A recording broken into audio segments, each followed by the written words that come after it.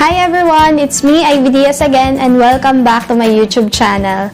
For today's video guys, magkakaroon ulit tayo ng skincare product review dahil meron ulit nagpadala sa atin ng items nila. So if you want to know more about this product, just keep on watching.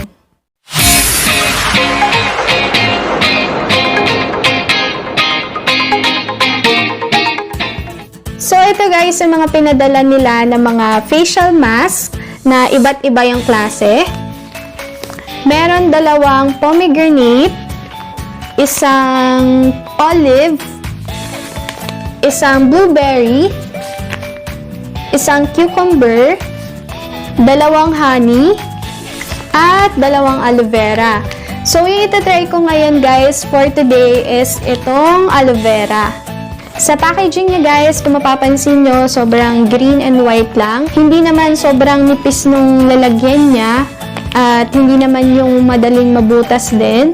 So, secure na secure din naman yung sa packaging. Sa unahan niya guys, makikita nyo yung mga information dito sa product ng Aloe Vera Natural Skincare Mask, 86% natural material.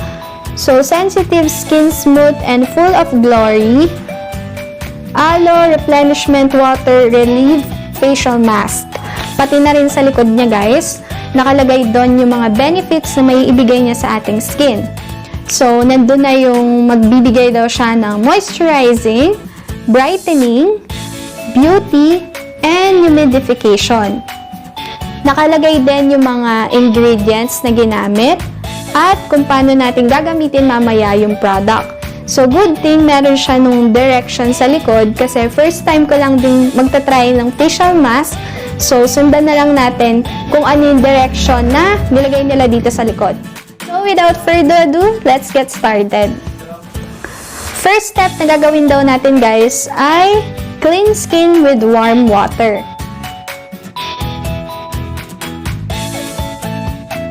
And I'm back. Katatapos ko lang maghilamos. At naglagay na rin ako ng lipstick para hindi naman tayo ganun kapot lang tingnan.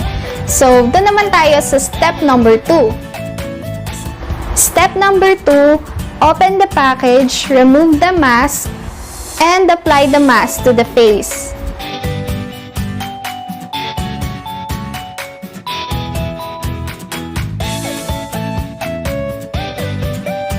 As you can see guys, ginamitan ko siya ng scissors para mabuksan yung mismong product. Pero pwede nyo siyang i-open dito sa side guys. Mas madali kung gagawin nyo yun. Hindi ko lang siya ginawa kasi para hindi masyadong masira yung mismong packaging niya. Hindi naman siya ganun katapang, pero nandun pa rin yung amoy niya na aloe vera. At i-apply na natin siya sa ating face. Sobrang dami nung pinagbabaran niya sa facial mask. So, ito siya, basang-basa talaga.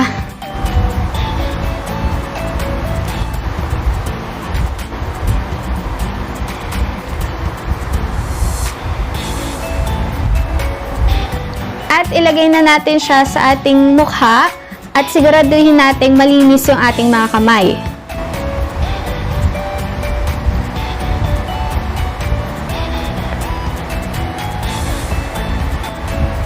Kung mapapansin nyo guys, sobrang laki nung mask niya oh. Sumobra pa. Which is good kasi mas okay na yung sobra, diba? Kaysa yung bitin sa face mo. So, ayusin ko lang siya para sakop niya talaga lahat ng aking skin sa face. Ayan. Ang napansin ko lang dito guys, sobrang watery na talaga. As in, basang-basa siya. Ramdam na ramdam mo sa skin mo. Ayan. Step number 3, press the mask with your fingers to smoothen the mask so that it can be applied to the face.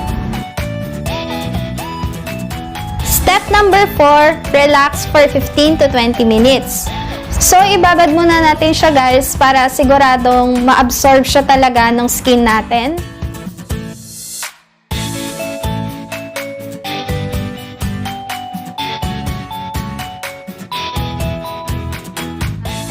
And I'm back again guys. Nababad ko na siya for 20 minutes. Hindi naman ako nahapdian or nangate habang nakababad siya sa skin ko. Ang napansin ko lang sa kanya, sobrang watery niya na hanggang ngayon hindi pa rin siya natutuyo. Sobrang nakaka-relax lang siya sa pakiramdam at hindi siya yung mabigat. Meron kasing mga product na medyo mabigat siya sa pakiramdam pag na-apply mo. So ngayon guys, tatanggalin na natin yung facial mask at uunahin ko itong nasa ibaba, pataas. Ayan. Step number 5, remove the mask and massage the remaining water essence to absorb.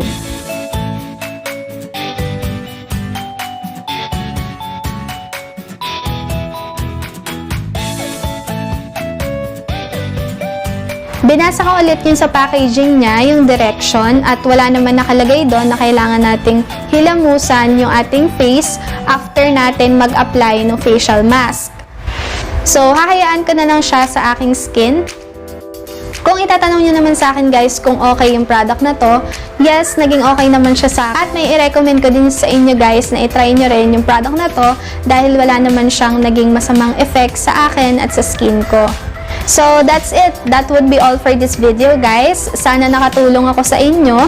Don't forget to like, share, subscribe, and click on the notification bell below para ma-update kayo sa mga susunod pa nating videos. I'm Ivy Diaz again, and thank you guys for watching. See you on my next video. Bye, guys!